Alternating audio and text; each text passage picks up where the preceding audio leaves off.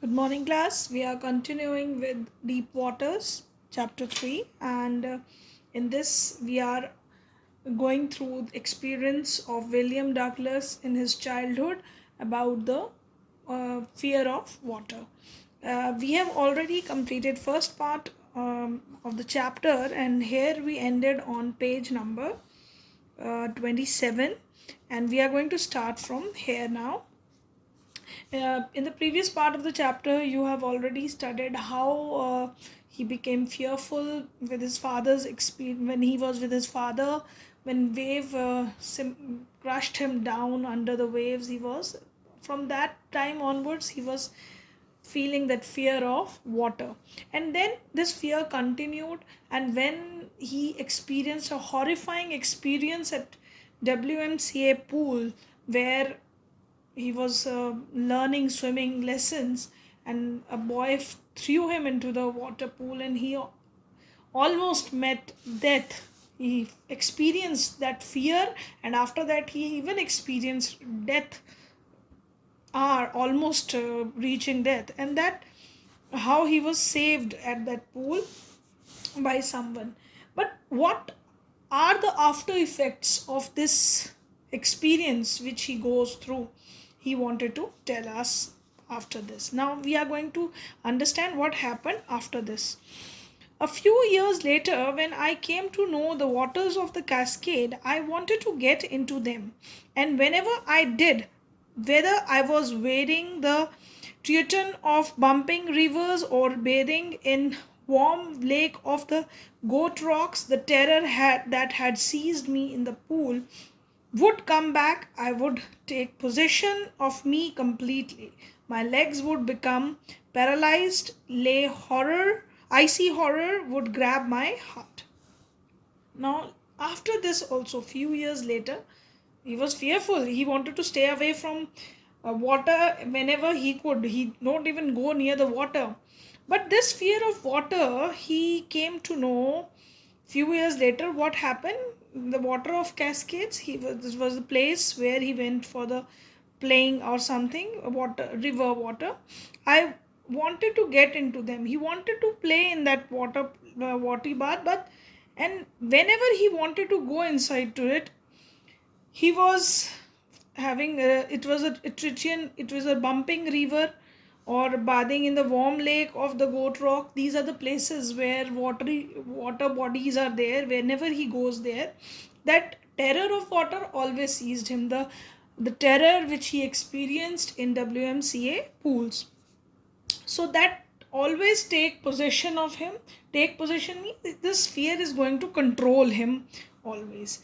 And then his legs immediately become paralyzed. Here it means it stopped working. It's not actually they become paralyzed, but that fear becomes so overpowering on him that his legs stopped working. So that kind of effect fear has on human brain.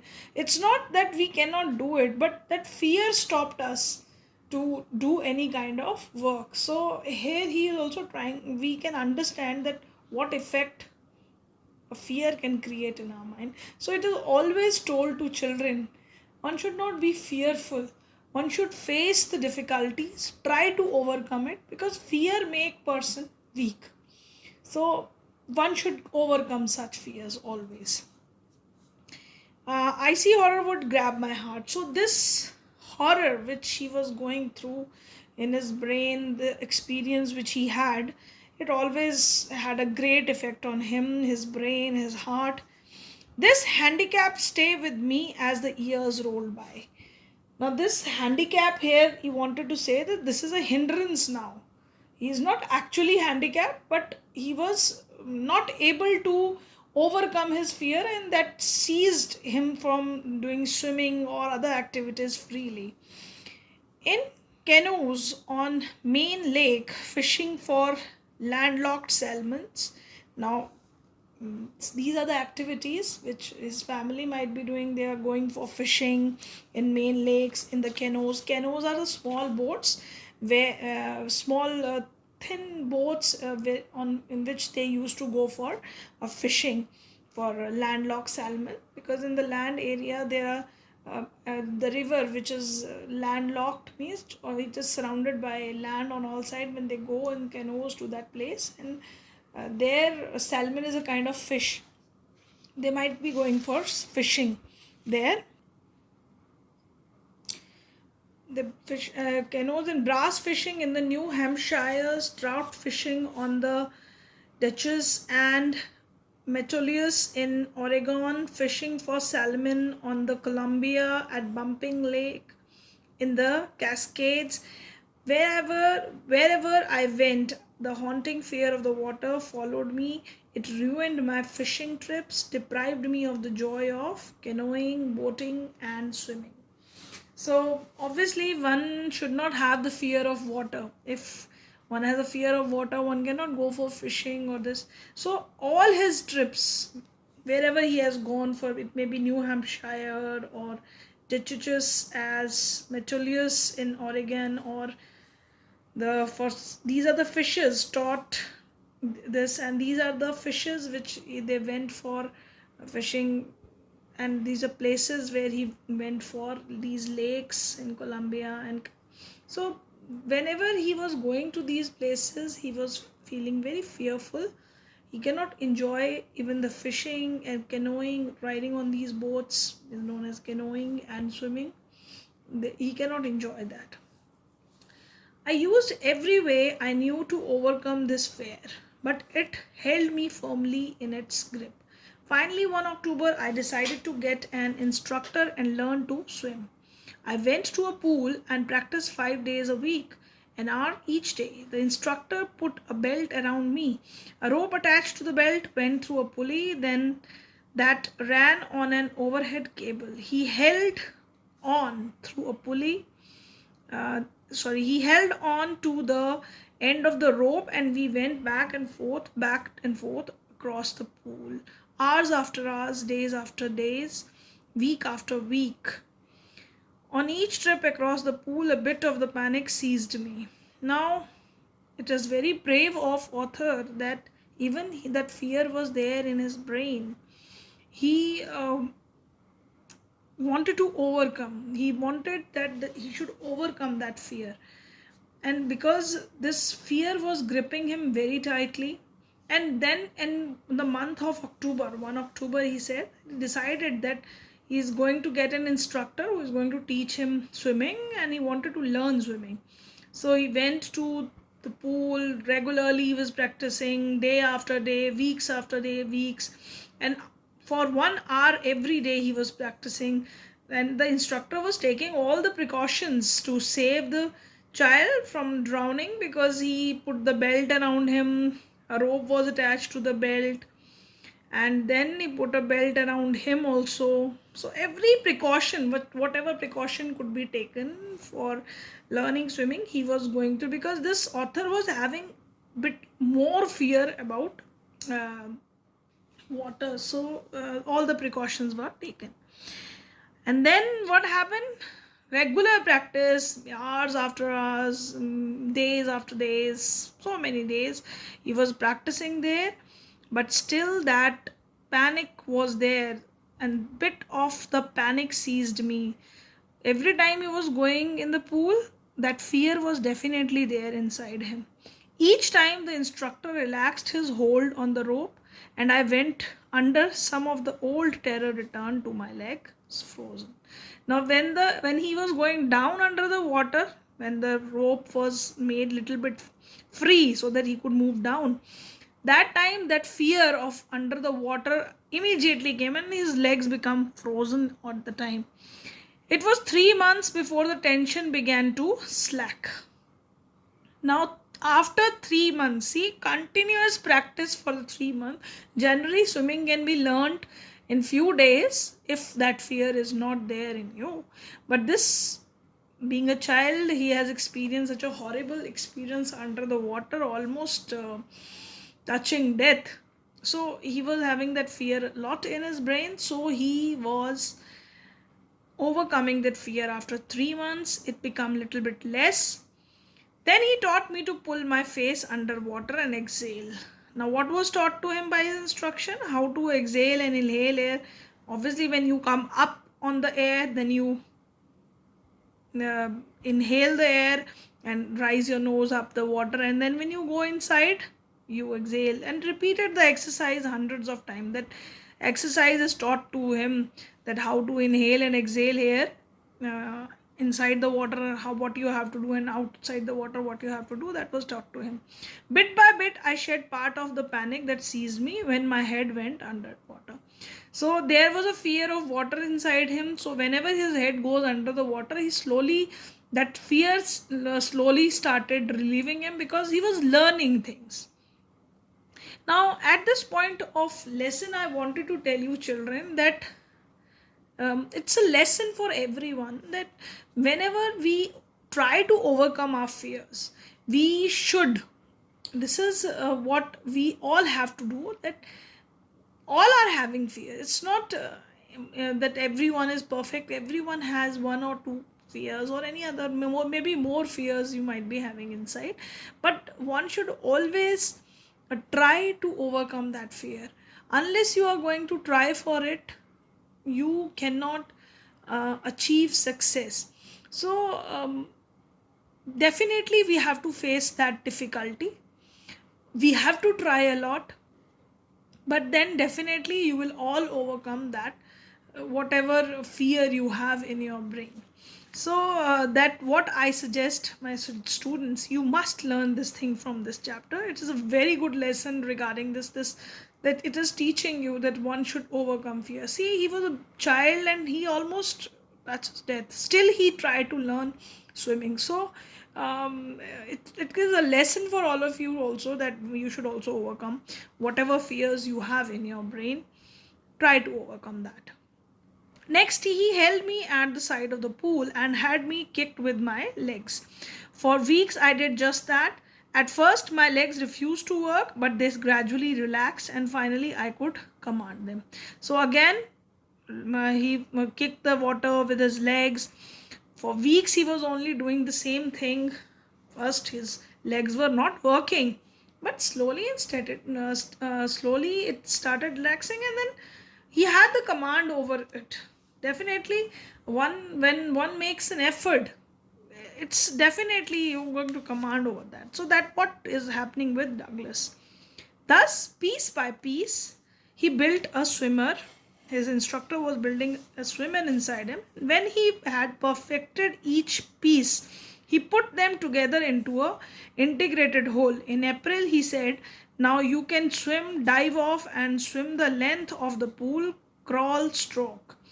Now, the instructor, he was teaching him small parts of everything. Now slowly he said, "I am building a swimmer in you, and each piece you are doing perfectly." First he tried to move legs, he learn how to breathe, and then he, in the month of April, still he's joined it in October, and he learnt till April. He continuously worked, and then he was able to swim across the pool in a crawl stroke.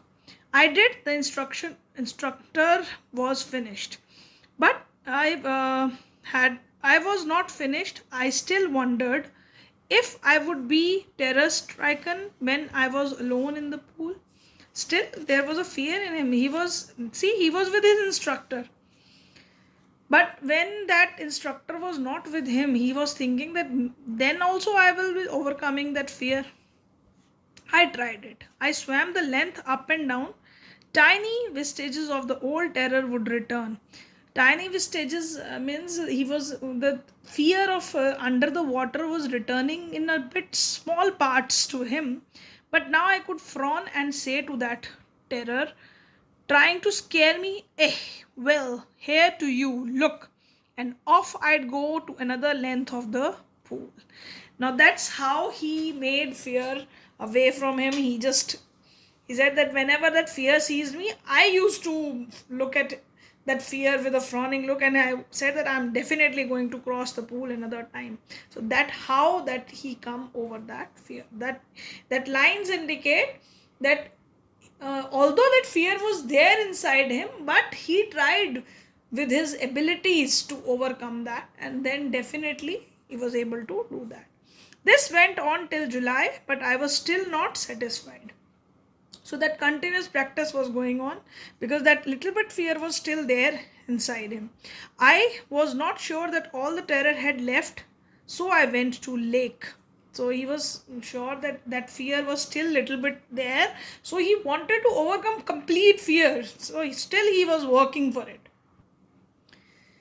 Now, so he went to the Lake Wentworth in New Hampshire, dived off a dock at Triggs Island, and swam 2 miles across the lake to Stamp Act Islands. So, see how brave effort he made when he learned swimming. He jumped into that lake and he almost 2 miles he swam across that. I swam the crawl, breaststroke, side strokes, and backstroke. All these are the strokes when you swim in water. This is the way you swim, diving into it and then moving your hands forward, backstrokes, tilted up. These are the strokes which you learn if you get the opportunity to get learn swimming. You will learn these strokes and the way persons swim, different manners. Only once did the terror return when I was in the middle of the lake. So that fear, once it came over him when he was just mid of the lake, I put my face under and saw nothing but bottomless water. When he put his face under the water, there was no bottom seen there because it was a deep lake. The old sensation returned in miniature. That old feeling, that sensation refers to the feeling, that old fear, it came to in a very small size. It came to him. I laughed and said, "Well, Mr. Terror, what do you think you can do to me?" It fled and I swam on. So he's giving a very good example that he said to that fear that what you cannot do anything with me, and then this fear away from him. Yes, I had residual doubts. At my first opportunity, I hurried west, went up the Teton to Concord Meadows, up the Concord Creek Trail to Mead Glaciers, and camped in the high meadow by the side of the warm lake. The next morning, I stripped, dived into the lake, and swam across to the other shore and back, just as Donk Corpon used to do. I shouted with joy, and Gilbert Peak returned the echo. So he was in the hilly area where there was a glaciers and there was a warm lake there, and there he stripped his clothes and he dived into the lake and swim in that lake back, and then just as Don Corporate used to do. He is a very good swimmer. He refers to that the way he used to do that there. I also too did that, and that fear which was little bit there inside him, that is also gone, and then he shouted with joy. And that peak, because there is a hill out there, it's named as Gilbert Peak. It returned the echo in the hilly area. The shout come back, and then at this place he realized that he had conquered his fear of water. The experience had a deep meaning for me, as only those who have known stark terror and conquered it can appreciate. In death there is peace. There is a terror only in the fear of death, as Roosevelt knew when he said, "All we have to fear is fear itself." Because I had experienced both the sensations of dying and the terror that fear of it can produce. The will to live somehow grew in intensity. At last, I felt released, free to walk the trails and climb the peaks and to brush aside fear. Now, this last verses tells you, this last paragraphs tells you that he has overcome the fear, and the message Douglas wanted to give is that he had he knew that only those people who have gone through very difficult time and those who have gone through such a bad experience can experience this winning feeling when they conquered over their fear. And this Douglas has gone through really a horrifying experience. Nearly he was about to face death, but before that death, the fear which was inside him about about dying, that was more horrifying, because he in the lines has mentioned that death was peaceful. When he closed his eyes, he felt that he is in the mother's lap. He was very feeling very peaceful. So that was not fearful. That time he was very peaceful. But before that, the fear of death was more fearful. So he is trying to say that fear itself, one is the death is not that horrifying, but fear of death is horrifying. So we should overcome our fears. Fear is the thing which should be feared of. So Roosevelt wordings are also said that we have to, fear is fear itself. So we have to overcome our fears only. Now this man has experienced both of dying experience and fear, which the effect fear can produce. So he know that intensity of that horrifying experience. So he was finally released of that fear because he worked for it, and now he can do anything, whatever he wanted to do. He can walk on the trails, on the paths, he can climb the peaks, and all his fears were brushed aside, means they were all thrown aside.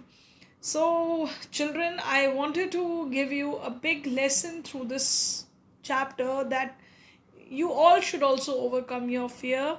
And after this reading of this chapter, I wish that every one of you will try to overcome whatever fear you have in your brains. It may be about anything. It could be fearing from darkness, it could be fearing from any difficult subject.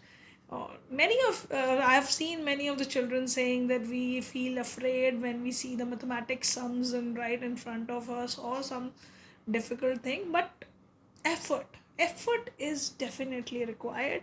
When you put effort to any work, that is the best part, and that effort, serious effort is required. And when you work seriously for anything, nothing is which you cannot achieve. Everything is achievable. You can achieve whatever dreams, whatever plans you have in your mind. So definitely, with this positive note, I wanted to end this chapter.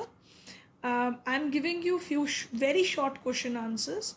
Very short question answers means very short question answers. I don't need very long lengthy answers in it. You should answer only what is asked in the question in your homework assignment. With this positive note, I wanted to end your this chapter today. Read it twice and get inspired by Douglas' experience, and hope all of you will overcome your fears reading this chapter. Thank you, class. Thank you very much.